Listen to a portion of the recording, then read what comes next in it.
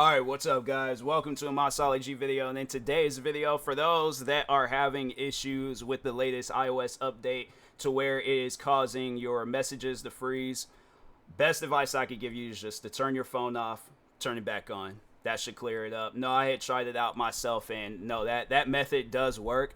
If it still is messing up, then maybe an Apple support person might be able to help you, but if that don't work, then yeah, if they can't help you, then it's probably best, because I'm assuming that the only reason why we'll be doing that is probably because you have an older iPhone. So yeah, I think it'll probably be about time to make that upgrade and stuff.